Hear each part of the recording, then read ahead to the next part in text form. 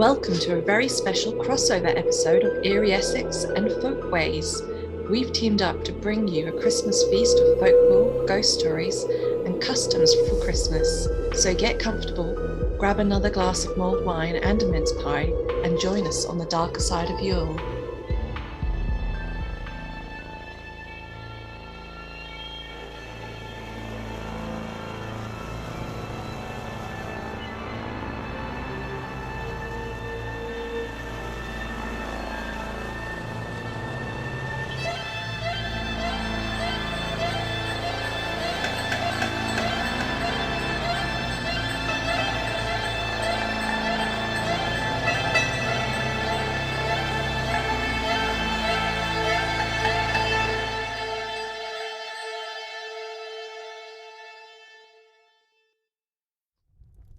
Well, at this time of year, with the night growing long, we have an instinct to gather together. It being very inhospitable outside, there's a lot of time to kill inside. So it follows that a premium is placed on those who can spin a good yarn, which is one of the themes of today's episode. So yes, storytelling takes on an special significance in winter. And even today, we get cozy on the couch. We're searching for endless series on TV to both occupy time, but hopefully as well to entertain us. And with the dark outside, perhaps trees knocking and scraping on the windows, tales with a darker edge, of course, seem particularly appropriate. I feel that they're giving voice or form to some of our own fears of the dark, even today. I honestly thought somebody was knocking on your tent, and then I remembered it was made out of blanket. Blair Witch Project comes to Essex. We have a visitor already. And Shakespeare wrote in The Winter's Tale, "A sad tale is best for winter. I have one of sprites and goblins." So he's giving a wee link there between the darker season and supernatural critters. But today, that link is perhaps not particularly prevalent. We don't really associate Christmas with ghost stories anymore. When I think of ghost stories, I think of a festival 2 months earlier, Halloween, and I expect for you it might be similar. But interestingly, I think this is interesting. The 31st of October, Samhain or Samhain, literally summer's end, was seen as opposed to some kind of spooky pinnacle, it was actually seen as the gateway to winter. So many of these darker themes would have continued throughout this part of the year. But like I said, in recent times, I feel this has been forgotten a bit. And even today, as we walk through town centres, you see estate agents, and hairdressers, sometimes absolutely decked out with spiders' webs, and some of them take it really seriously. But the day after Halloween, you see all of those decorations chucked back in the loft, and almost immediately they're replaced with giant candy canes and glittering laughing elves and the whole shebang. It's all really colourful and child-focused, very magical if you're a child. But as I've just discussed, this is somewhat of a superficial divide. And if we think about the wheel of the year turning, winter is seen as a time of death.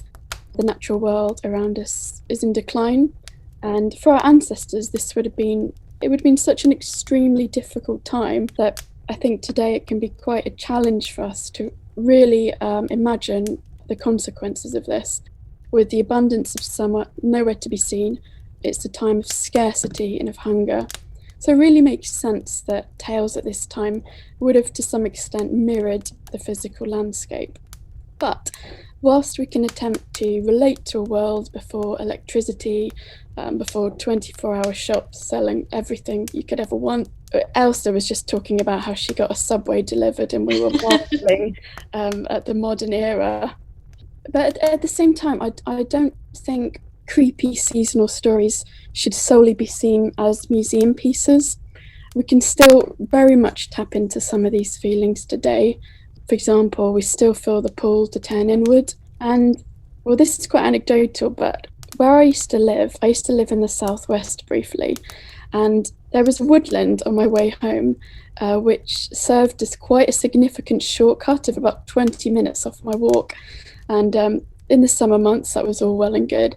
But as autumn progressed, those woods became less and less and less inviting, until one day, I remember the light was such that I just didn't feel able to go any further. And a part of my mind was was talking to the other and saying, what are you really afraid of? I didn't genuinely think there was anything lurking in the woodlands there, but it's not being able to see properly. It triggers something in our minds, not being able to see behind those trees. It's a very ancient part of our minds which has evolved to keep us safe. And we should really be thankful for this, as we may not be here today otherwise. I've heard that called the chimp brain. The chimp. brain. Yes, the chimp brain. It protects you from, walking through a dark, scary wood where predators might be. Yeah, it does. It feels very, very ancient. It's like a part of you just bristles. And our evolutionary unease of the dark is given plenty of fuel with ghostly winter tales. And in terms of the winter ghost story, we often associate them with a kind of commercial Christmas we've celebrated since the Victorian age. But as I've discussed here, they contain threads that are older, darker, and with more fundamental things to the human experience. And I remember in a psychology A-level class, I don't know how this came up exactly, but the topic was raised: do we somehow need various monsters and villains as embodiments of some of these very old fears? And I think that horror films can masterfully exploit this. And if we think of the woods, as I just mentioned, I mean, where do we even start? From the Blair Witch to something I rewatched quite recently of The Witch, this idea that there are things out there lurking, observing us, and potentially we can't see them. I think they stir in us some quite primordial feelings. Reminds me of The Village by M. Night Shyamalan. That sort of, I won't reveal the twist because there may be some people out there. It's been out 20 years. I know, but I learnt my mistake with that Harry Potter quiz I did, and I asked a certain question about Dumbledore, and there's still someone not talking to me about that because I ruined it for them. So yeah, no, I won't reveal all. But in The Village, the people who reside in the village, they're told of these tales of creatures in the woods, and they are told that if they go into the woods, something bad will happen. They might not come back. Now and again, they'll come into the village and leave signs, and some of the villagers, the elders, will leave offerings for the creatures to placate them. So there's this idea of a boundary between civilization and the wild that I think is in all of us. Absolutely. And even today, when we're potentially quite cut off from the natural world, I still think, especially if you go out at twilight, you can feel some of these feelings beginning to be stirred again. However, the glittery laughing elves I mentioned earlier, we can cut them a bit of slack, because what makes this time of year different to Halloween is, of course, the solstice. So unlike Samhain or Halloween, which is that doorway to the darker part of the year, this time of year offers hope, and that hope is the longer days soon returning, the rebirth of the sun. So before the conversion to Christianity, that's just what this time of year was all about. And we find most cultures had celebrations around this time of year, the triumphant returning of the sun.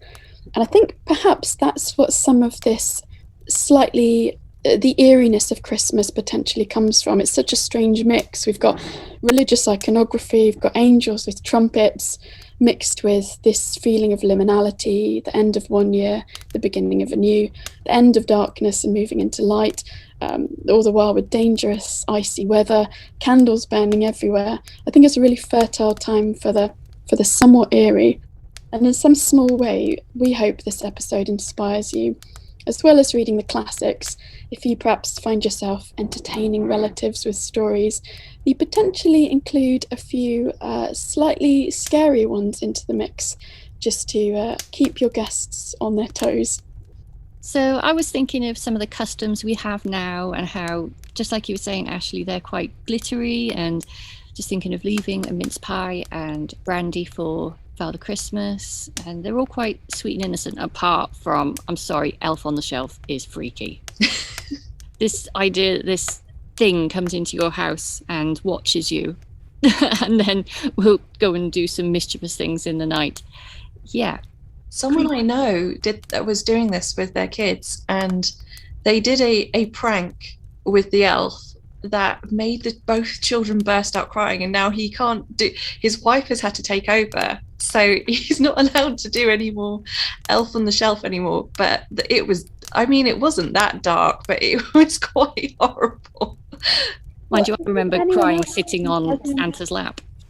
If there's anyone out there who hasn't heard of Elf on the Shelf, maybe one of you could explain it. Yes, it's come from America, hasn't it? This tradition of this little elf that looks quite jolly, got quite a happy little face. And the idea is it turns up on December the 1st. It's been sent from the North Pole from Santa to keep an eye on the children of the house to make sure they still can stay on the nice list. And when everybody's asleep at night, the elf gets up to mischief. Now, I'd like to say that it's the elf. It does all these wonderful things, but we all know it's mum and dad. Poor, tired mum and dad who have not got any energy by the time everyone's in bed. But we'll go around and get the elf into these really funny scenarios. So like flour on the floor and the elf doing snow angels in it, or sellotaping all the other toys to the wall. There's been some quite funny ones, but it's something that's come over in the last, I'd say, 3 years. I'm not actually familiar with it, so this is really interesting. I mean, I think it's quite dark. It's like the parents using the Elf on the Shelf to kind of get back at their kids. You can also get elf security cameras to put in their room, which is a whole nother level of creep. That's one of the creepiest things I've ever heard. It's actually creepier than the elf. Yeah, elf surveillance.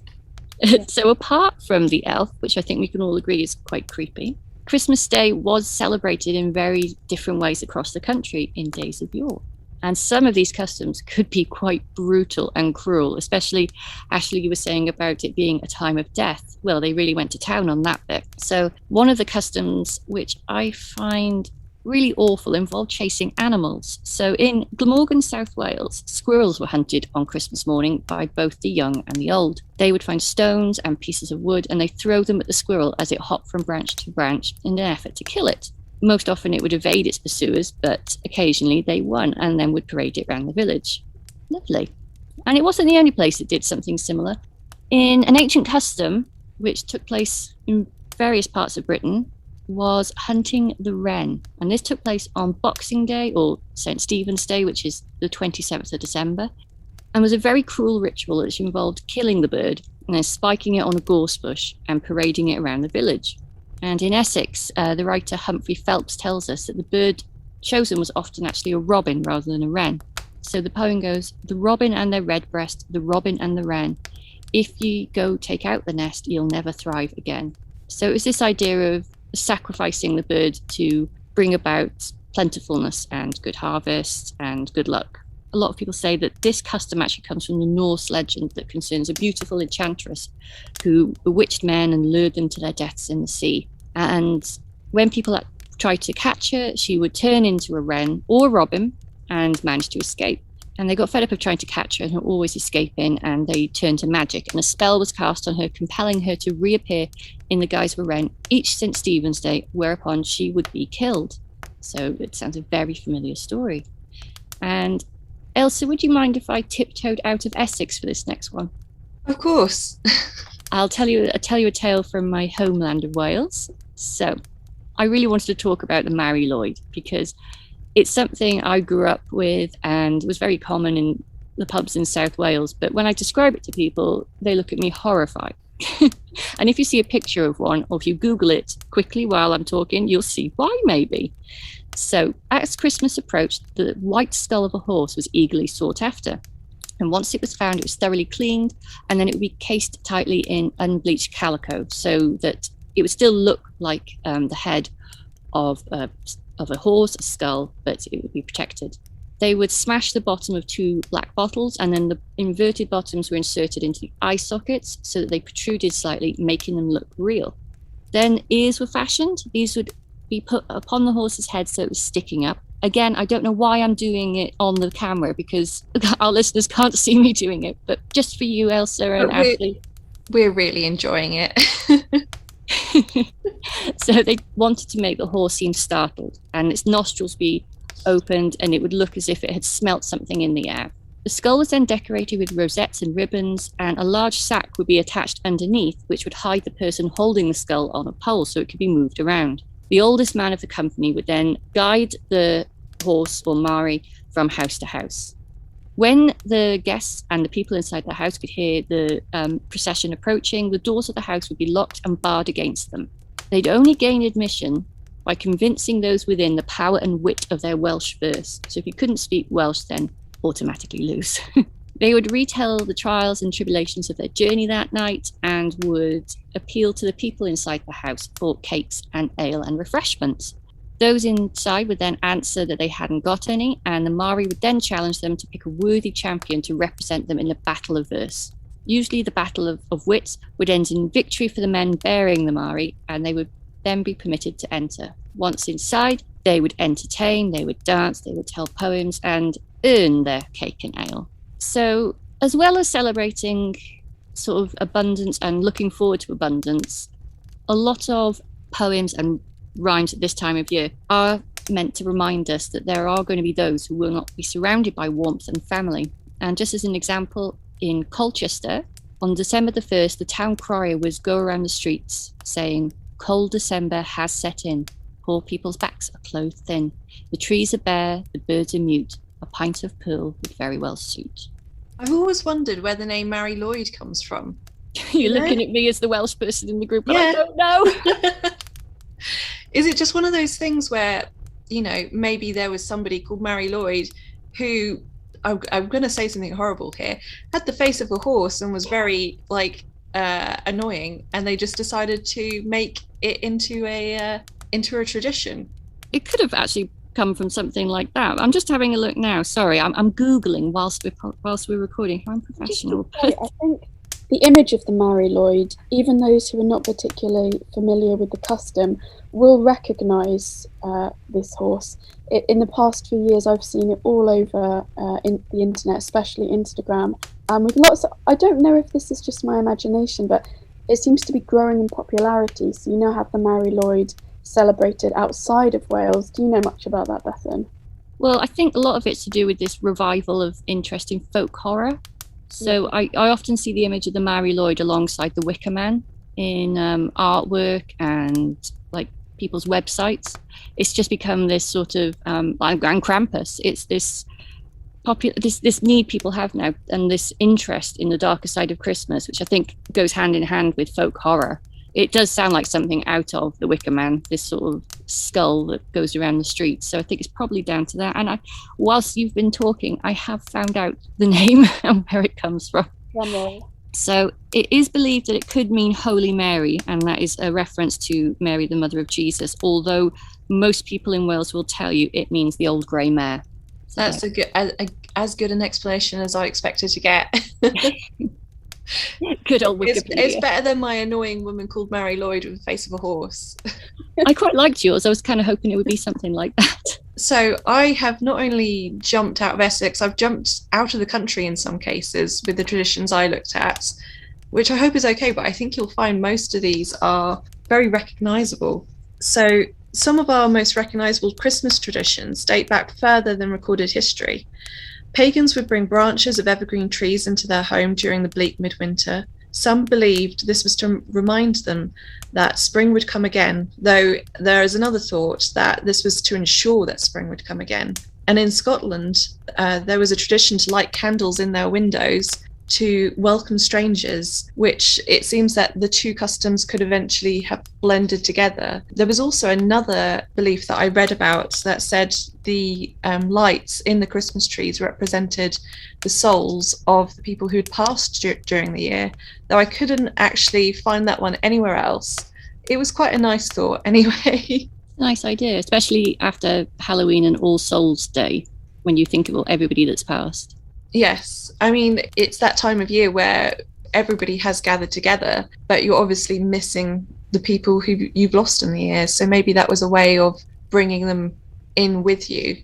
So furs were furs as in the tree, not furs as in the animal skin, were also used in the Roman winter festival of Saturnalia, one of the most important festivals of Roman life. Saturnalia was celebrated by the Romans from the 17th to the 23rd of December each year, and it was one of the Roman customs to fill the temple of Saturn with fir trees. They also practiced gift giving, though this was usually of the gag variety. Saturnalia also saw a reversal of fortunes, with slaves enjoying the banquets that their masters usually would. Gambling was also permitted, and a king of Saturnalia was elected who could give out any order he liked, and they were mostly really stupid, like sing naked or dunk that man in cold water. I'm sure either of you probably have a few more suggestions. Sounds like an office Christmas party. Yeah, it really does. And that in more modern times, we can see paralleled with the Lord of Misrule.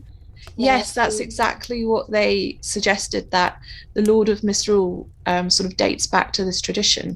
I find this so interesting that this is a bit non-PC potentially, but whoever in the village was considered that with the lowest IQ was named the king for this festive period, and whatever they suggested, the village had to adhere to. So we had all kind of crazy requests, and like you said, this does seem to originate with Saturnalia, this reversal of rules. So rather than someone with wisdom leading people, we've got someone potentially lacking in wisdom, and they are calling the shots. I just that reversal of roles I find really fascinating. I'm not entirely sure why Saturn was the reason that they would be doing this. I did dig into it a bit, but it gets so esoteric that it wasn't really sort of worth going over too much. And obviously it's beyond the point where anyone's alive who could explain it well. But there was also a darker side to Saturnalia. So there were reports of lawlessness, that this was a time where thieving, murder and assault was permitted. And there are also rumours of human sacrifice to the god Saturn. The human sacrifice was more rumoured, but it was certain that they would cremate the remains of Roman gladiators in the Temple of Saturn as an offering to Saturn. This sounds like the Purge. It does sound a little bit like the Purge. So Christmas could have been more Purge-like. The Yule Log is another tradition I looked at. We can also date that back to the pagans. These days we enjoy a nice slice of Yule Log, which as a delicious chocolatey treat. But for the Celts, it was an important part of the 12-day midwinter cycle. They believed that the sun stood still during this time, and to ward off the darkness and give the sun back its strength, the Celts would burn an oak log continuously during this time. Once the log was almost completely burnt, it was kept to light the next year's fire. So this almost seems like a real fear, it is getting darker, and maybe they thought that meant the sun was losing its strength. So something that we enjoy today as a delicious treat, to them was an act that they used to save their own skins, basically. Thinking we're sat here now, I don't know about you, but I'm sweltering under this blanket, and I've got a little lamp with me, That's probably kicking off so much heat. Yes, but it's so used to just being able to put on the heating and turn on the lights. It doesn't even enter our minds that we can't. You have to really think, don't you, about if we hadn't got electricity or gas central heating, what that would be like. I mean, there's been a few times where we've had total electrical blackouts. Do you remember a few years ago, there was a couple of, I think it was weeks maybe, where the electricity would go out for like a few days, and it was just insane. Like in the 70s? No, this was like a couple of years ago. Oh, I think actually, I think I was still living at home, so it might have been around sort of 6-7 years ago. But this was in the middle of the countryside, so we had no light at night. It was amazing how dark it got. I couldn't even read. Like, there was nothing to like illuminate with apart from, the candles we had, which were sort of too dangerous to keep going all the time, and the torches we owned at that point weren't particularly brilliant, and I think we had one between three of us, so we kept on having to like steal it off each other so we could do anything. I remember, I think it was in the 90s where there was that big blackout in New York, like the entire city. And I read that the police had so many people ringing in saying that there's something weird in the sky. And it's because there was no light pollution and you could see the Milky Way, and they'd never seen it before. Well, none of us have really, unless you've gone like to the middle of nowhere. And they were terrified. I think this is such an important point when we are considering this period of Yule, because like you said, many of us have never really experienced the hardships of winter. I mean, we have emotionally, for example, waking up in the dark, leaving work in the dark, that definitely has an effect on our mind. But I've never worried about not having enough food. Considering this, I think, is so important to understanding the heart of Christmas. And if we look through different cultures, we often see celebrations at this time of year. Pre-Christian, Indo-European, it's an instinct within us, it would seem, to place lights around, to to want to add a splash of colour in this really dark time of the year. I mean, it's quite depressing for us now, but if we add these extra stresses, I think that makes a lot of sense. And here is something I think is really interesting. Last year, when COVID was, it's unbelievable to think it's been going on since March, but you might have noticed this too. Decorations went up about a month earlier than they normally do. I was seeing them in October, and perhaps you thought the same thing, that this is clearly linked to people wanting to bring a bit of colour, a bit of joy, a very bleak time. I mean, it was also boredom. I was stuck in my house the whole time, so mine definitely went up a month early. I noticed as well, a lot of people left them up. There's some people whose, especially the lights in their garden, especially where I live in the village, they've had them up all year. They didn't want to take them down. They just wanted to carry on that light in the dark. And not only putting them up early and taking them down late, really going to town on them. Yes, I noticed a kind of mania. And a cabin fever. I have empathy for those who did this, because we can again see this part of us. We need that celebration in this really depressing time of year. This isn't anything new, and we can tap into this. And it's. I think there's something nice that we're carrying this on from this really ancient time, and even now with social media, and like we said, for many of us, we don't have the same stresses, but this part of us still feels this need to gather together and to celebrate. So I'm looking at some more traditions. Obviously, the main figure of Christmas is Santa Claus or Saint Nick. So we know he's inspired by a Christian saint or a Catholic saint. But the image that we see today, which is everybody knows he's sort of the red suit and the big beard with the fur lining. We all know that as like the Coca-Cola company version of Santa Claus. But it may be that they got their inspiration from a Scandinavian influence with the tradition of the Eulanissa. Eulanissa were traditionally small elderly men, often with full white beards, and they dressed in traditional farmer's garb, which consisted of a woolen tunic belted at the waist, knee breeches and stockings. There are also folk tales where the Eulanissa are believed to be shapeshifters and able to take the shape of far larger adult men, and other tales where the Nissa is believed to have one eye in the middle of their forehead. In modern Denmark, Nissa are often seen as wearing grey and red woolens with a red cap. Nissa are also thought to be skilled in illusions. Sometimes they're able to make themselves invisible, a bit like when Santa comes down the chimney and leaves his presents and then disappears or back up the chimney. Though one is very unlikely to get more than a brief glimpse of a Eulanissa, no matter what he looks like, Norwegian folklore states that he has 4 fingers and sometimes has little pointed ears and eyes that reflect the light like a cat. So imagine that, waking up in the middle of the night. Also, according to Scandinavian tradition, the Nissa lives in houses and barns on farms and secretly acts as their guardian. So if the Nissa is treated well, they protect the family and the animals from evil and misfortune. They may also aid in chores and farm work. However, they're known to be short-tempered, especially when offended, and once insulted, they will usually play tricks, steal items, or they may maim and kill your livestock. So there is quite a dark side to these little Eulanissa. There was something I grew up knowing about because my dad used to work for a Norwegian company, and we still have today these little models of Nissa that we get out at Christmas. And like, if you didn't know what they were, you would mistake them for Santa Claus. Can you put a picture of them on Instagram? Yeah, I'll find the one that my parents still have in their house. Since we did our rehearsal for this, I had a friend come over, actually one of our listeners, Elsa, Nellie, my good friend Nellie. Hello, she's probably listening to us right now. Hi, Nellie.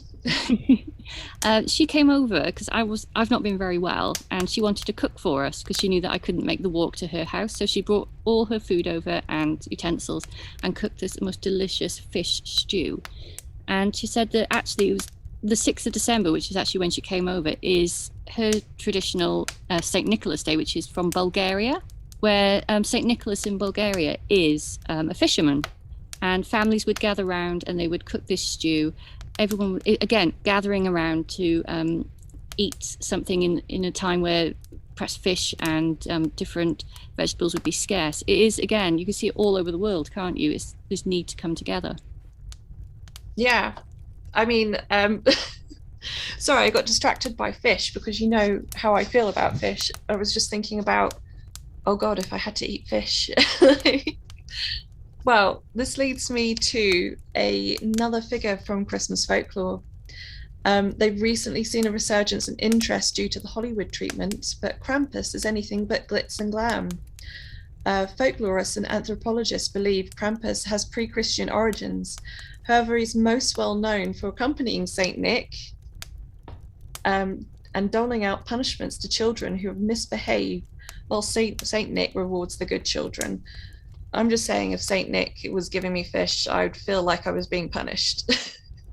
And actually, if you go on Wikipedia and you type in Krampus, I love the image that comes up. So you've got this poor child sitting down who looks completely traumatized, and then you've got Saint Nick dressed a bit like a bishop, with the Catholic fish hat, and directly behind him you've got Krampus. So they're playing like this weird good cop, bad cop. If you just look at the picture, it's really fascinating. It's like good cop, bad cop. We'll see what works on this kid. You go in with the candy, and if that doesn't work, we'll take you away in a basket, and you'll never be seen again. I mean, in a more watered down version, that's like being a parent. We'll try and bribe. If that doesn't work, we'll bring out the big guns. So, with Krampus, his appearance is quite interesting. He's usually hairy, brown or black, has cloven hooves, the horns of a goat, and a long pointed tongue that lolls out of his mouth, which is, has fangs inside of it. And if you think that sounds like the devil, well, you would be correct. It's thought that Christians co-opted the appearance of Krampus for their own stories about the devil. So what you're saying about like this, the bishop and Krampus sort of appearing, is it's a little bit like the holy and the unholy. Yeah, it's that kind of the other side. So Krampus also sometimes carries ruten, which are birch branches, which he uses to whip the bad children. If his hands aren't full enough, he's also thought to carry the bad children away in his basket on his back for either eating or drowning.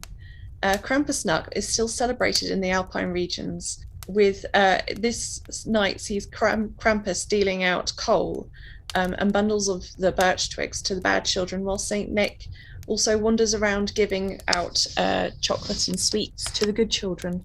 I love the Krampus story. I just think it's brilliant. I love the iterations that you see of him. There was that German one, which was the Lady Krampus, who took away the bad men, the one we thought looked like one of our friends. It really does look like one of our friends.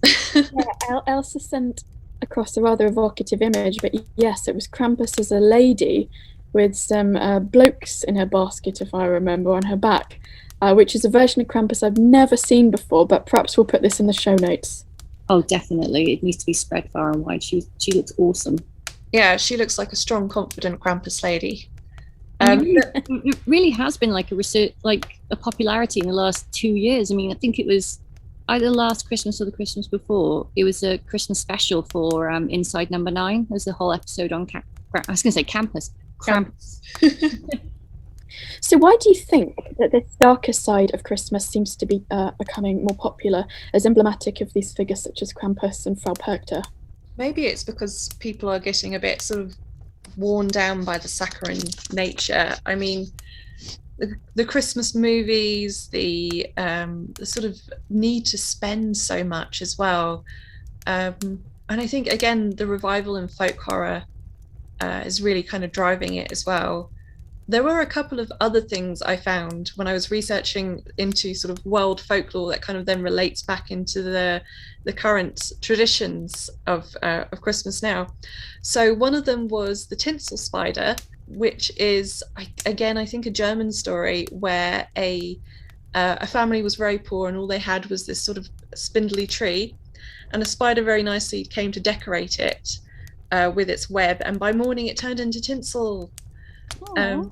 And then my brother told me of another story, which I wish he hadn't now, because it's kind of disgusting. It's the Spanish Christmas Poo Log.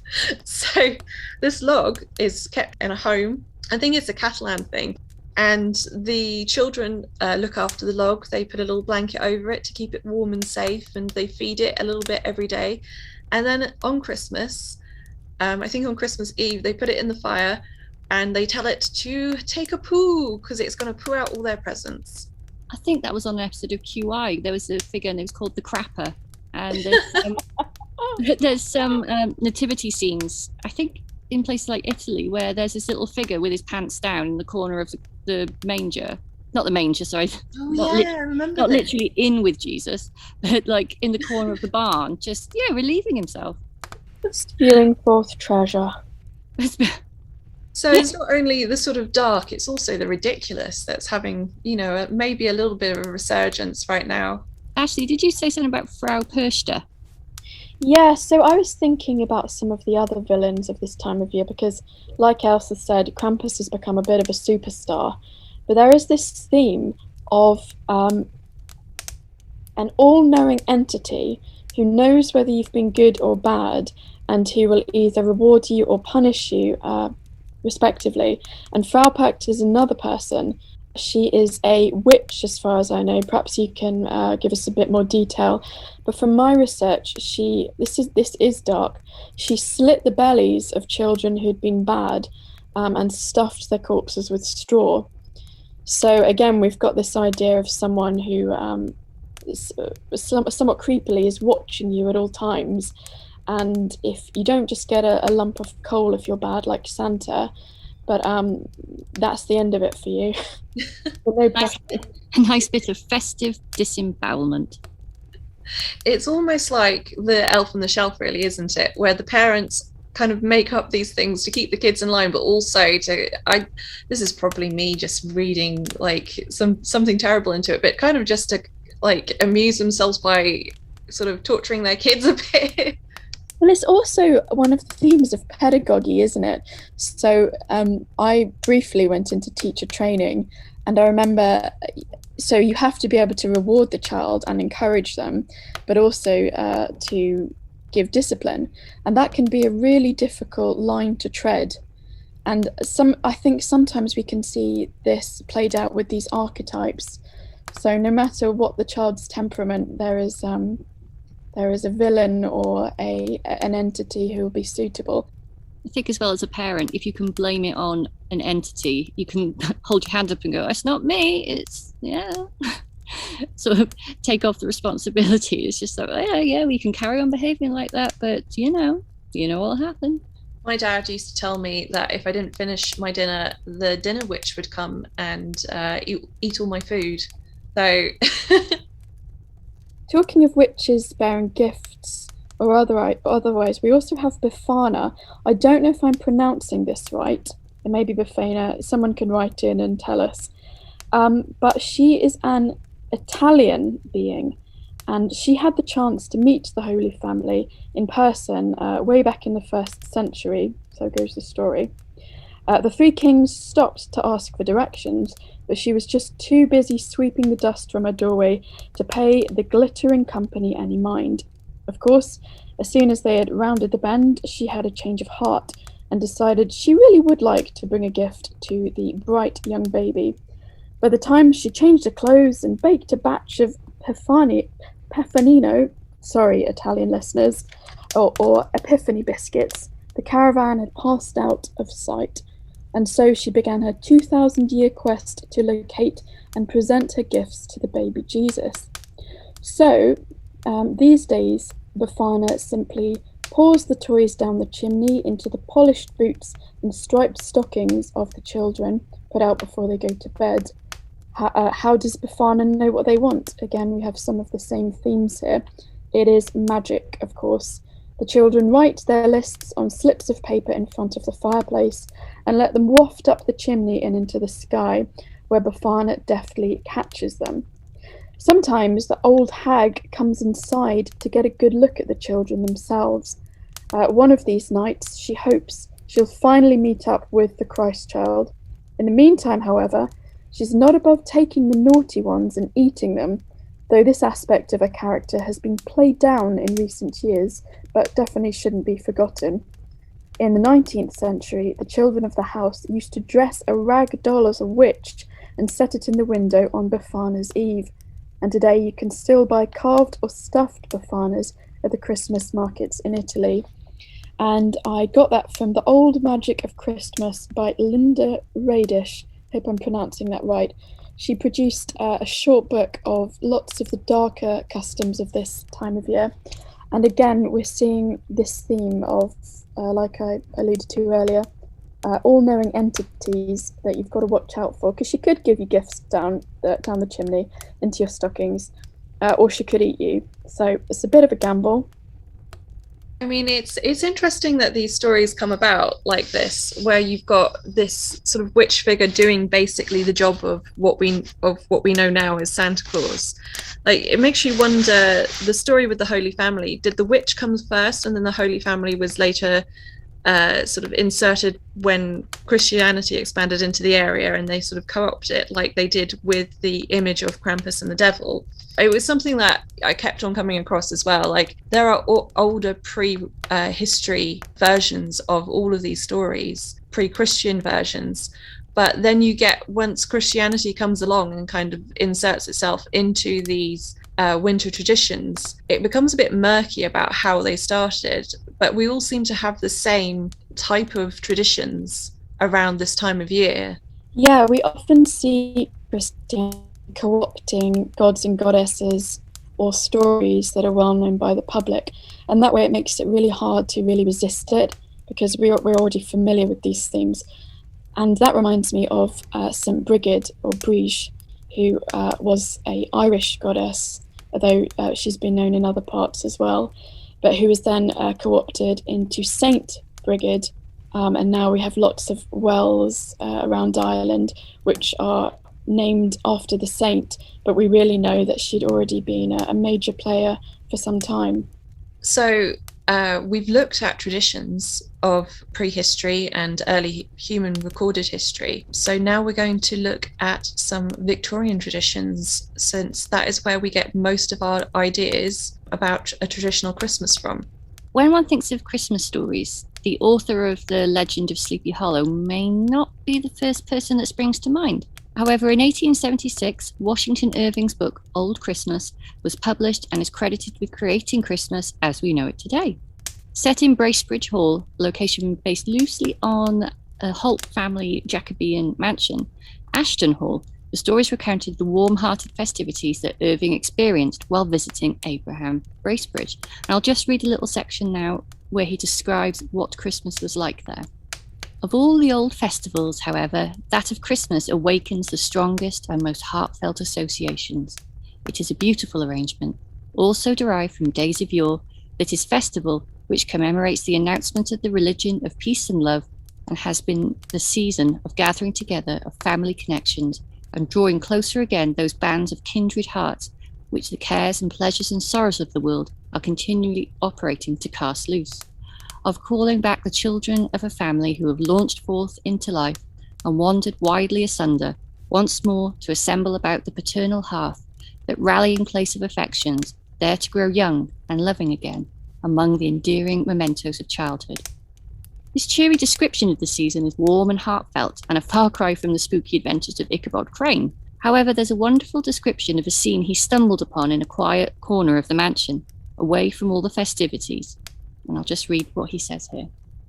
When I returned to the drawing room, I found the company seated around the fire, listening to the parson, who was deeply ensconced in a high-backed oaken chair, the work of some cunning artificer of yore, which had been brought from the library for this particular accommodation. From this venerable piece of furniture and dark wizen face so admirably accorded, he was dealing forth strange accounts of popular superstitions and legends of the surrounding country, with which he had become acquainted in the course of his antiquarian researches. I'm half inclined to think that the old gentleman was himself somewhat tinctured with superstition, as men who live as a reclusive and a studious life and pore over black-letter tracts so often filled with the marvellous and supernatural. Irving goes on to share one of these stories, and the story goes like this. An effigy on a tomb of a crusader was said to walk about the churchyard on stormy nights, when the moon shone, bound to walk the earth until some wrong had been addressed or hidden treasure discovered. The parson then talks of an old sexton who had broken into the tomb one night in search of said treasure, only to be dealt a violent blow from the marble hand of the effigy. Some in the group laughed, yet even the stoutest man would later find themselves shy of venturing home alone, avoiding the path through the churchyard. We are told the parson revelled in tales shared by others in the group, tales of ghosts, goblins, and fairies. This mixture of festivities and ghouls heavily influenced Charles Dickens, who attended a dinner in New York, hosted by Irving, and revealed his devotion to his writings by saying, "I do not go to bed 2 nights out of 7 without taking Washington Irving under my arm upstairs with me to bed." Quite a small man then, was he, Washington Irving? I think so, yeah. Put him in the pocket. little Washington Irving underneath the arm. Like a hot water bottle. Yeah. And talking of Dickens, this leads me on to thinking more about Victorian times, where the family Christmas, as we think of it really today, was institutionalised by Prince Albert and Queen Vic, as too was the Christmas ghost story around the same time by our good old boy Charles Dickens. So shortly after the arrival of the Christmas tree into the British parlour, Dickens, with A Christmas Carol, like I said, institutionalised what could be called the modern spirit of Christmas, and which we still very much celebrate today. Dickens subtitled his story A Ghost Story for Christmas, and as we've mentioned, ghost stories look into that unextinguished primitivism of winter. But rather than winter or the 2-month Yule period that our Anglo-Saxon forebearers had, can you imagine 2 months of Yule? Instead, Dickens narrows that down and focuses those feelings on one date, which is often Christmas Eve for storytelling. Many of you will already know that Christmas was not actually a big deal in Dickens' time. So poor old Bob Cratchit having to work on Christmas Eve would have been pretty standard. And yes, like I said, Dickens associates all of those wintry feelings now with a really specific idea of Christmas, where one wouldn't be expected to work late on Christmas Eve, and where you would naturally have all of Christmas Day off. The first stirrings of the tale can be found in a visit Dickens made to Manchester a month before he began writing, in which he dwelt on the awful sights he'd seen among the juvenile population, and he really stressed the desperate need for educating the poor. But he's linked that with the idea for a Christmas Eve tale, which had helped to open the hearts of the prosperous and powerful towards the poor and powerless. Are there no workhouses, as Scrooge famously asks when 2 gentlemen ask for a charitable donation? The 1840s were not merely hungry, but they were hard-hearted by today's terms. It was a philosophy that was actually embodied in Ebenezer Scrooge, who's, unlike George Eliot's Silas Marner, He's not merely a solitary miser, but he can be seen as the spirit of the age, if you like, in human or arguably inhuman form. Hard heads, hard hearts, good business. I didn't know this, but during this time, many lower class children really worked like slaves. 6 months after A Christmas Carol was published, the 1844 Factories Act decreed that 9 to 13-year-olds could only, and the word is only, work 9 hours a day, 6 days a week. And this was regarded as this momentous humane reform. So get your minds around that one. What were they doing before? Yeah, the fact that this was seen as a celebration is definitely pause for thought. Why were they wanted for this work, these poor children? Well, children were cheap labour, but more importantly, their poor little fingers were small and dexterous. However, the machines, of course, were dangerous, and there were many crippled tiny Tims by the hundreds in Manchester, which was called the workshop of the world at this time. So, despite A Christmas Carol being famously rather saccharine, with this context, if we think of the child labour, the line, "Are there no workhouses?" It does tug at the heart a bit when we remember this context. So Dickens makes his social point by employing the use of a trio of spectres, and the ghosts are imported from folklore and legend, not the Christian Gospels. My favourite ghost, or my favourite spirit rather, the famous spirit of Christmas, Christmas present, was designed by the artist John Leech, I believe, and he clearly draws on classic pagan iconography, this big jolly man feasting in a hall at a time of deprivation. If you think about all that food that surrounds him and those classic illustrations, a seasonal wreath around his head, that's such a warm and inviting image. To me, he's kind of channeling a bit of a younger, more middle-aged Father Christmas there. A little bit like the Green Man as well. Yes, absolutely, absolutely. Of course, we've got the terrifying spirit of Christmas future, this wraith-like Harry Potter dementor-like creature pointing to the grave with the skeletal thing. I'm pointing at my webcam. Pointing to the grave that awaits us all. It's very chilling. We watched the Muppets Christmas Carol version of it last night, and you know what? It's my favourite version. And the Ghost of Christmas Present, it really does look like Santa. When I watched it when I was younger, I thought that was Santa. Yes, yeah. Have you ever seen Scrooged? The Bill Murray version? I have. I'm putting on my list all of the films I want to rewatch as we're talking. The Ghost of Christmas Present future used to absolutely terrify me in that film. Yeah. And they did a good job of like updating it to like the 80s to make that context of like terror with I think he was made out of screens or something at one point. There was another Christmas thing that came out in the 80s, and not a lot of people know it. I must have talked to you both about it before, but if anyone can get hold of it and watch it, I highly recommend it. It's called Bernard and the Genie. It was a made-for-television film, and it had Alan Cumming as a modern-day Aladdin, Lenny Henry as the Genie, and Rowan Atkinson as the baddie.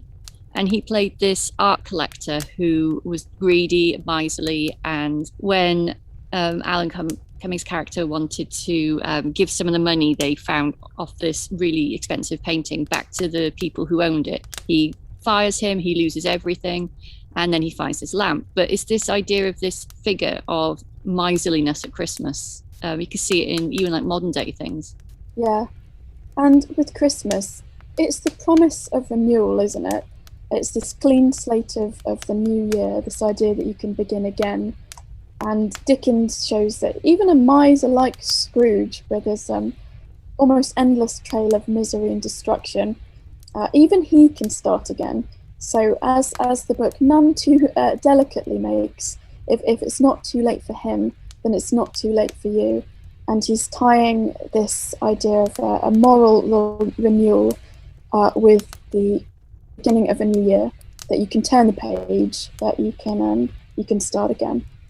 You see it a lot with church going at this time of year. I grew up Catholic, and I remember the church would always be extra full at Christmas.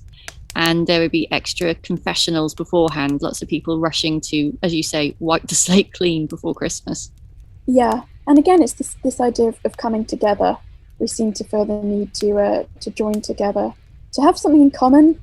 And even I went to, many people in culture still will have done this too, to go to the Arts Centre on Christmas Eve, where Anthony Roberts, who runs the Arts Centre, reads A Christmas Carol by heart without looking at the book at all. He remembers every word. And even that, to me, well, perhaps especially because it is in a deconsecrated church, but that to me almost had this feeling of Christmas Eve. Everyone was turning to each other afterwards very joyfully to wish each other a happy Christmas.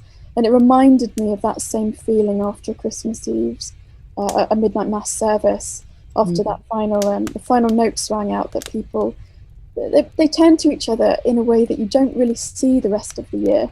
And I'm not sure we necessarily have an equivalent for. So even if you're not Christian, you can still appreciate this. So the story I've looked at is almost the antithesis to the Christmas Carol. It's about what happens when people don't come together. So the story begins with a group of friends telling ghost stories around a fire on Christmas Eve. And when one of them has recounted the tale of a boy awoken by an apparition, the party deems the story shocking for having affected a person so young, to which one friend delivers the famous line, "If the child gives the effect, another turn of the screw. What do you say to two children?" The Turn of the Screw by Henry James was written in 1898 at the end of the Victorian era, set in our own great good county of Essex, in the fictional village of Bly. Many people focus on the themes of youth and innocence, and indeed the loss of it in this story. However, it is the women of the story that reflect the changing social landscape of this period. It is a time where women were gaining more power over their own lives. James's female characters are not only in charge of themselves, but Mrs. Gross and the governess are the only two living adults involved in the upbringing of the young children, Flora and Miles. Like Dickens, James uses the Christmas ghost story to reflect on the socio-political circumstances of the time. Though Christmas isn't the main theme of the story, it is given as a shorthand for the reason of the telling. And to readers from this time period, the isolation of the characters and the deaths would be familiar themes to them in the winter months. The extract I've chosen is perhaps the moment where we can really call the governess's sanity into question, and her position of authority over her much-loved charge, Flora, completely crumbles. Just as in the churchyard with Miles, the whole thing was upon us, much as I had made of the fact that this name had never once been between us, been sounded, the quick smitten glare with which the child's face now received it, fairly likened my breach of the silence to the smash of a pane of glass. It added to the indisposing cry, as if to stay the blow, that Mrs. Gross at the same instant uttered over my violence, the shriek of a creature scared, or rather wounded, which in turn, within a few seconds, was completed by a gasp of my own as I seized my colleague's arm. "She's there, she's there!" Miss Jessel stood before us on the opposite bank, exactly as she stood the other time, and I remembered strangely, as the first feeling now produced in me, the thrill of joy at having brought on a proof she was there, and I was justified. She was there, and I was neither cruel nor mad.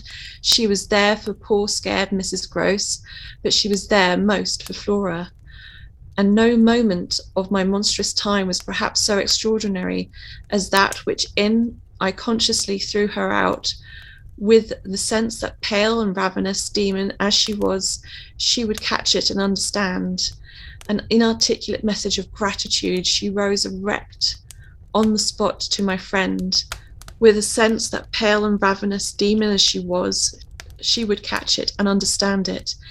An inarticulate message of gratitude, she rose erect on the spot my friend and I had lately quitted, and there was not in all the long reach of her desire an inch of her evil that fell short. This first vividness of vision and emotion were things of a few seconds, during which Mrs. Gross's dazed blink across to where I pointed struck me as a sovereign sign that she too at last saw, just as it carried in my own eyes, precipitatedly to the child, the revelation then of the manner in which Flora was affected startled me. In truth, far more than it would have done to find her also merely agitated, for direct dismay was of course not what I expected.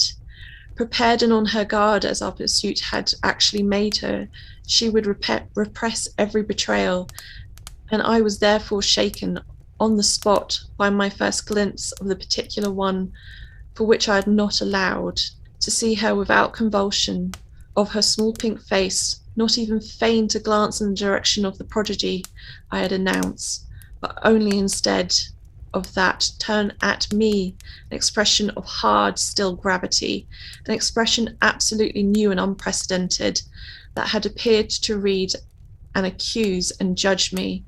This was a stroke that somehow converted this little girl herself into the very presence that could make me quail. I quailed even though my certitude that she thoroughly saw, and never greater in that instant, in the immediate need to defend myself. I called it passionately to witness. She's here, you little unhappy thing. There. And you see her as well as you see me. Ooh, that was some high Victorian for you, which is incredibly difficult to read. It was a mouthful, bless you. Oh, it was more than a mouthful. It was really enjoyable. I was just getting into that. You'll have to read the rest. But for me, that illustrates how these characters, so isolated, have now started to turn inwards and away from each other. And this ultimately leads to tragedy for the governess and for her charges. And having reflected on that story, I'd like to tell you a tale from old, from Essex's own Castle Hedingham. In the early 1800s, a strange turn of events took place at a Christmas Eve celebration. The owners of Castle Hedingham, at that time the Ashursts, were hosting, and whilst the guests were carousing, enjoying their benefactor's generosity, someone slipped away. Her name was Poll, or Polly, last name Miles. Some in the village still believed she was a witch. But unlike most reported witches of the time, she was neither old nor ill, or had some physical condition that made her different from the rest. She was young and reportedly beautiful, and it seems though the village had set their sights upon Poll as being an oddball since her arrival. With her father and without her mother, she had grown up without incident, but she had still grown up strange and idle, preferring to be outdoors and leaving her father to attend all of the housework, which for that time period was very unusual for a young lady. She's also said to have had a lover, which would surely make her an object of scorn amongst her community at that point in time. Poll's story exists in novella form. It has been heavily romanticised, though, by someone whose name I'm about to completely mangle, Lady Margaret Manjedi. She told the story after hearing it from a woman in the village. There is some debate whether Poll's story has been altered over the years by the influence of Margaret's writing. However, when Poll's story was first published in 1914, there was still living at least one man of around 80 years of age who remembered her grave being dug. Perhaps the partygoers believed she had gone off with her unnamed lover, because there does not seem to have been any great cause amongst the village to find Poll after her disappearance, though there could be another explanation for that, as she apparently appeared to her father and several other people soon after her disappearance, as pale as the dead, with her hair floating around her like a cloud in the sky. When winter passed, and the waters of the canal had thawed, a terrible discovery was made. Poll's body resurfaced, and she was recognised immediately by her scarlet cloak. Whether it was because Poll was a supposed witch, or the villagers believed she had taken her own life, having argued with her lover, she was not granted a burial in church grounds. Instead, she was buried at crossroads. For many years afterwards, the villagers avoided the sight of her grave, claiming that she walked there still. However, flowers appear on her grave twice every winter, once on Halloween, and again at Christmas when it is believed she met her end.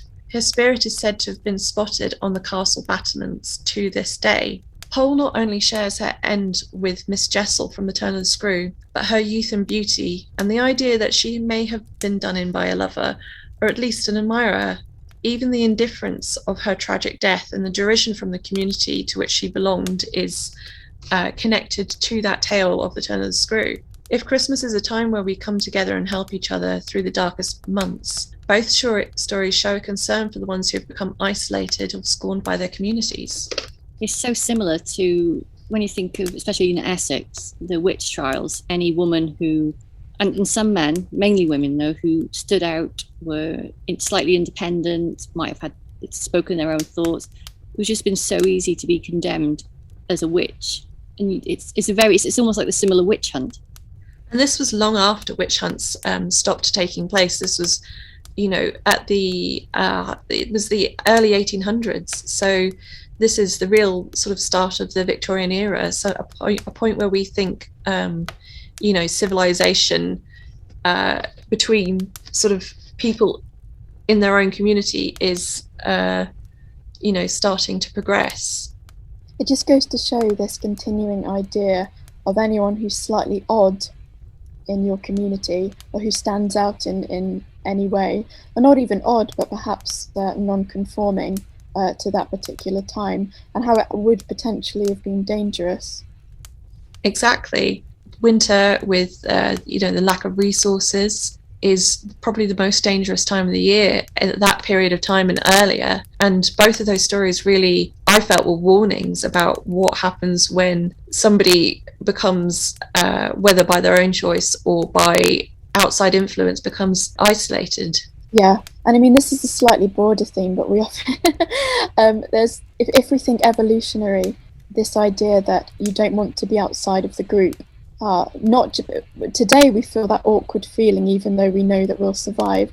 This idea, it doesn't feel good. It doesn't feel good to be ostracized. And for our ancestors, it would have been far more challenging. And into the far distant past, it would have certainly have meant death. So even in more modern times, with these two tales, we still see this vein present. And I have a slightly mysterious story or rather an account of a spooky tower in Hertfordshire. So Cold Christmas Church is situated in Thundridge, Hertfordshire, along Cold Christmas Lane. Isn't that a lovely name? The church is actually called Little St Mary's Church, but due to it being situated near Cold Christmas Lane, it got given the nickname Cold Christmas Church. So the church was demolished in 1853 when a new parish church was built nearby. However, the church stone tower still remains, and you can visit that today. So the church dates back to 1086 and was intended for private family use only. However, there are many rumours of the church being built on a north-south alignment instead of the traditional east-west. Many medieval churches were built this way, and is said to be the sign of the devil, which is why it was later demolished. So goes the story. So even though the church was demolished, the graveyard still remains along with that church tower. If you visit, you'll see the gravestones have fallen sadly into much disrepair. Many of the headstones are fallen or broken. But there are reports of a mausoleum in the graveyard, and that mass burial sites lie under where the old church once stood. It's said that many graves belong to young children, and this is due to one winter where there was a particularly extreme cold weather pattern at Christmas, which led to the mass graves. Due to these tales, this spot attracts many people interested in the supernatural from all over. Most paranormal activity reports come from in or around that remaining church tower. Sounds of growling, children screaming and shrieking, and I quote, thick sense of an evil presence are just a few of the reports. A figure in black has said to be spotted on several occasions around the graveyard. We don't know who this figure is, but they've been spotted by multiple different people. And probably the most famous account is in the 70s. In 78, a woman walking up to the church tower found herself walking towards a marching army coming from the church door, and they progressed right through her. She doesn't sound terrifying at all. It's always the 70s, isn't it? There's something about the 70s, for sure. I wish that I'd been around there. And the LSD. And the satanic panic. You'd love a bit of the old satanic panic. The idea of these children at Christmas, though, having starved, or what was it? They froze to death or something. They allegedly froze to death. Why? I had a question. Why was it only children? Not sure, but it's again that idea, like with Dickens, that at this time of year there should be some sort of help for those less fortunate. Yeah, and if you go on YouTube, if those who are interested, lots of people have made the journey to the church, and they've documented it as a kind of amateur ghost hunting extravaganza. It is really interesting to see, just because it's in the middle of nowhere and you suddenly come upon this tower. And I think even if you didn't have anything odd happen there, these stories rattling around in your head, and yes, the quote of a thick evil presence, I think it is, would probably influence you, especially if you weren't there as the sun was beginning to leave us. No, I'm just thinking about a thick, as in THICC, evil presence.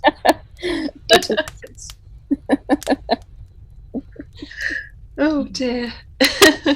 I've chosen a church for my story as well, but I've returned to the county of Essex, which is mine and Elsa's sort of wheelhouse. So when you think of most haunted places in Britain, there are many that claim to be this, one of which is Borley Rectory. However, there is an often forgotten place whose list of paranormal incidents certainly make it the most mysterious. And this place is Langenhoe Church, and the series of events that took place was recorded in the journal of the Reverend Merriweather, which I just love that name, doesn't it? It already sounds like you're going to have a good tale. He was originally from the north of England and had never before encountered paranormal activity or anything strange, but soon after his arrival, he began to experience some very strange things. At first, they didn't seem that incredible. It was something like things would be moved around. His case, for example, or his valise, I think I'm saying that right, valise. It was a small case that carried his vestments and books. Whenever he entered the church, he couldn't unlock it. It would shut itself, he wouldn't be able to get in. And yet as soon as he stepped off church property and the churchyard, he could then unlock it easily. This was the first thing that happened, and things started ramping up after that. So on the 20th of September 1937, he was alone in the church. It was a very still autumn day without a breath of wind, and yet the west door slammed shut violently, and with such a force that the whole church shook. So it wasn't just a slight breeze. There was a lot of force behind this, and this happened several times. And as I said, he recorded all these incidents in his diary, and a lot of it is your typical sort of poltergeist activity. So, as I said, movement of objects, the sound of thudding noises, candles being blown out, and people feeling a tap on their shoulder.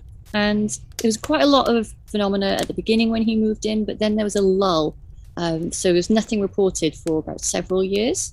And then in 1950, things started up again. So while the rector was in the vestry, he heard the voice of a young woman singing.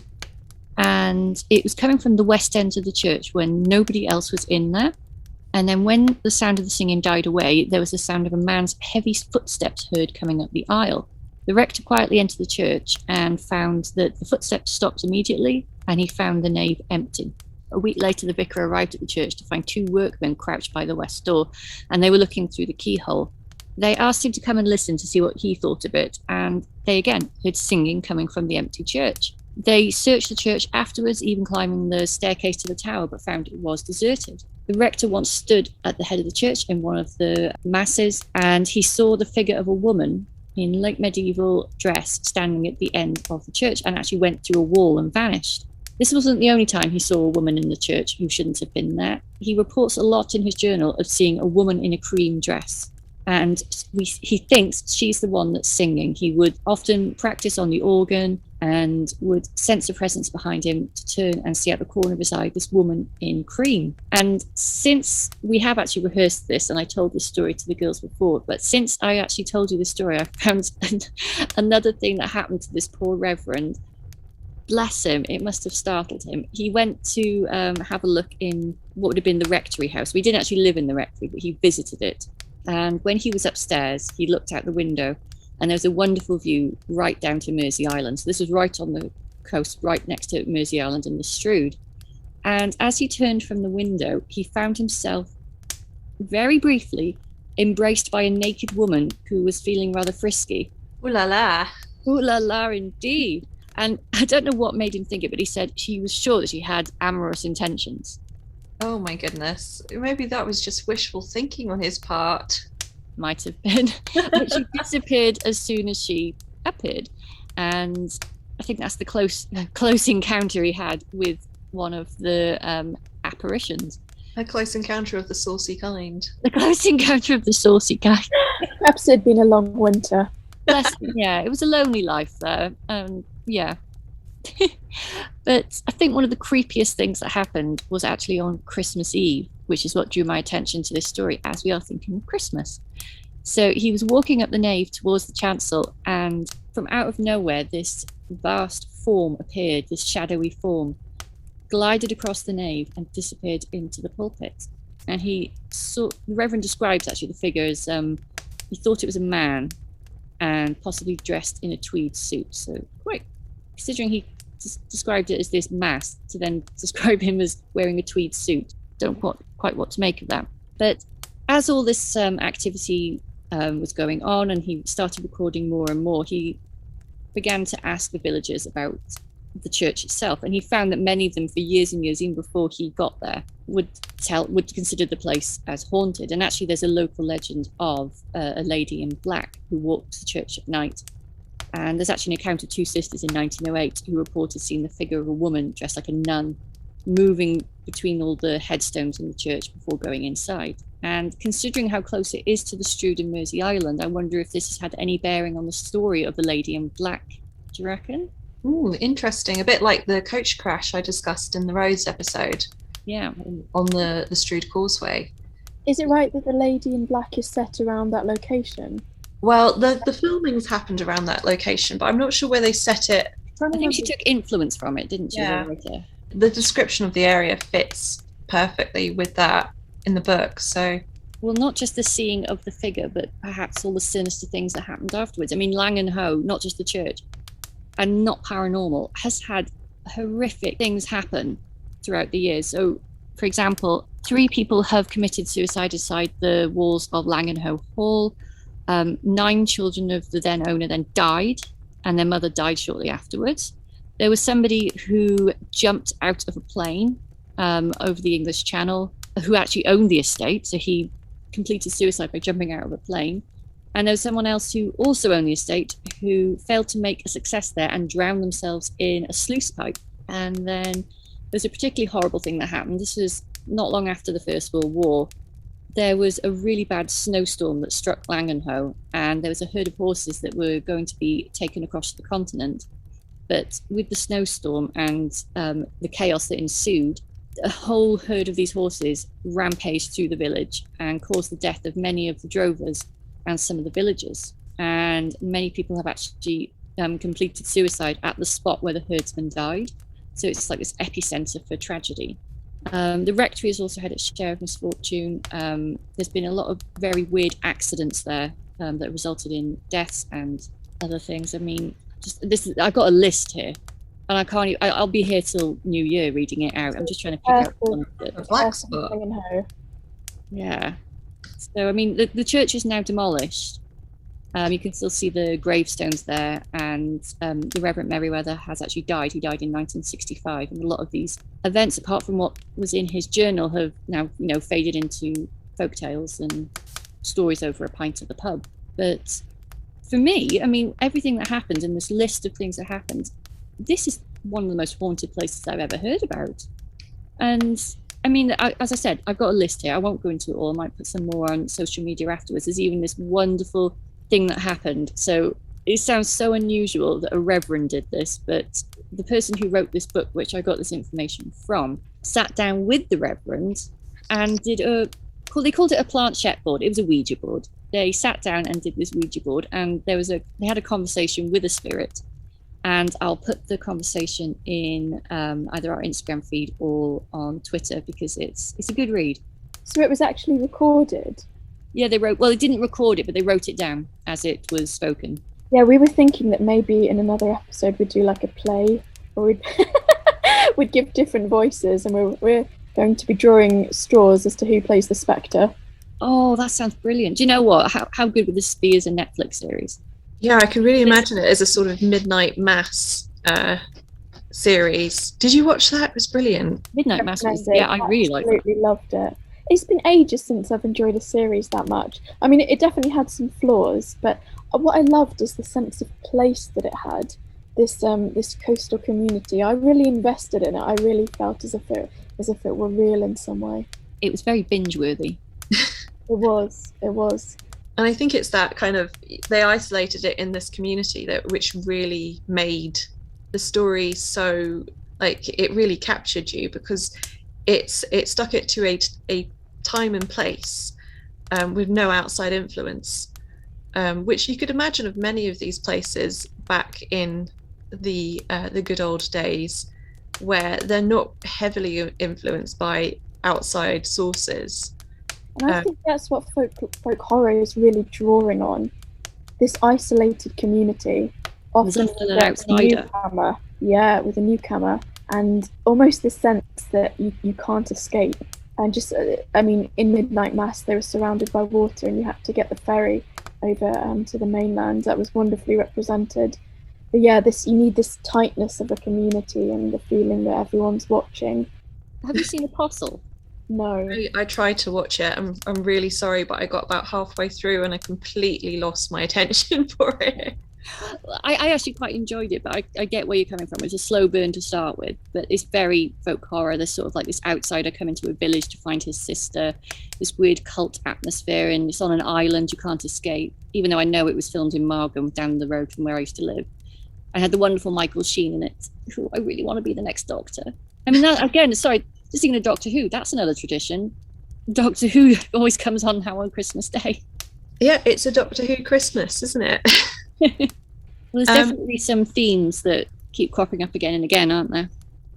Yeah, and I think we really lose out if we completely eradicate this darker side of Christmas. And as I asked Elsa earlier when I said, why do you think Krampus is growing in popularity? I think we've kind of answered it in this episode, that we perhaps need some of these darker themes to be represented, and if we completely remove them and have it as this solely as this very colourful, child-friendly time, that it's like having too much pudding or something, that after a while you just want a bit of mains or some meat or something. You need something else for the palate. Savory.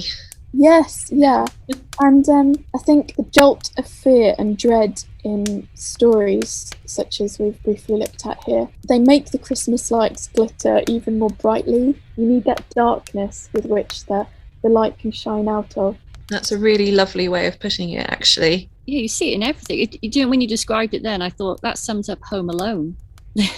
This like saccharine sort of tale of home invasion. Well, it's a little bit like the darkness is the journey to get to the sort of sweet side of it. Like, you get through all of that, and in the end, it's just you and your family eating too much and opening presents and having a jolly good time. But before that, you've got to go through the pain of shopping at Christmas for making that massive meal, all the family squabbles and all of that. It's a little bit sort of representative of what we do go through, even today. Just to get to the nice side. We've got our own Christmas horrors today with the in-laws and such. But yeah, like I said earlier, it's this idea of the darkness of winter with the promise of renewal, the solstice, the returning of the sun. I think we can find that represented within our decorations, as Elsa spoke about, but also the tales where we've got this, the protagonist is potentially moving through quite a dark landscape or having challenges, but that there is hope at the end of it. I think that's what makes the best tale. I think a lot of our ghost Christmas stories are actually moralistic. I mean, they're all trying to teach you something for their time period that they found important. I don't think that's really necessarily true about ghost stories or ghost tales that you hear at other times of the year. They're not necessarily a moralistic story, whereas the Christmas ones always have something at the end that sort of redeems. Yeah, there's like redemption at the end. And even with M.R. James, I mean, I didn't know much about Ghost Stories for Christmas until a few years ago. I'd heard of Ghost Stories for Christmas, the BBC series, but it was relatively recently that I got into that. And this the sense of atmosphere and dread that's created in these. It's normally some poor academic who who wants to learn more and goes on this quest and always or often gets more than he bargained for. But that's in that famous scene where he's running along the beach, you know the one I mean, and he's being followed. Just the sense of this quite bleak landscape with all this history and the undead following him. I mean, it's so well done in a filmic sense. That bit actually on the beach, it could be two M.R. James stories. I mean, A Whistle and I'll Come to You, My Lad, and A Warning for the Curious. Yeah. Both see an academic clutching something, running across a beach, being chased by a spectre. I need to read more M.R. James, I've just decided. Well, I've just got the box set, Ghost Stories for Christmas, that's been restored by the BFI. So it's still in its cellophane wrap, and I'll binge it across the festive period. I'm really looking forward to it. So yeah, I recommend anyone who's interested. It's currently at quite a reasonable price on a well-known site I won't mention, just a little unknown bookseller. Because they'll make us pay money if we mention them, probably. Just a little shop. Yeah, it's at a very really is the Scrooge of our times. Maybe we add it to our sleepover we're going to have with the chocolate Guinness cake. Done. Do you know what I'm looking forward to this Christmas? Whatever Mark Gatiss comes up with for this year's Christmas ghost story. Yeah, we are the Mark Gatiss Appreciation Club. Yeah, he's doing the Mesotint, isn't he? Which is M.R. James. Oh, is he? Yeah. I didn't know he was doing an M.R. James this year, because what was it last year? Was it the radio host? Or I think so. That was brilliant. I really liked that one. Good old Mark. Good old Mark. The ghost story tradition has made its way into some modern times, preserved in the unlikely places of Christmas lyrics, which we spoke about when we were organising this chat previously. It's the most wonderful time of the year, which talks about scary ghost stories. Scary ghost stories. Sorry about my singing there. I had never noticed that before until I began investigating this. Do you know, I hear it now you mentioned it to me. I'm hearing that song a lot, and I'm hearing the scary ghost stories every single time now, and I hadn't really realised it before. Yeah, so even though many of us don't, like I had said earlier, don't associate Christmas with these darker themes, there's little breadcrumb trails for us to find even today. I mean, we hope you've enjoyed joining us around the fire with a glass of wine listening to these stories. If you want to, there's two podcasts here, so Folkways and Eerie Essex. If you've got any of your own Christmas traditions or stories that you want to share, you can find both of us on Instagram and Twitter, and we'd love to hear them. You can also email Eerie Essex at eerieessexpodcast@gmail.com if you have a story you'd like to share with us. We love any listener stories. We've already done one, but we want to do more. And Ashley, do you have a contact email for anyone? Yes, please email folkways.channel@gmail.com. Me and Elsa cover Essex, Ashley covers everywhere else. And we wish you and yours a very Merry Christmas, Yule, Saturnalia, Krampusnacht, and the like. Whatever you're doing, do it well. Merry Christmas. Merry Christmas. Merry Christmas.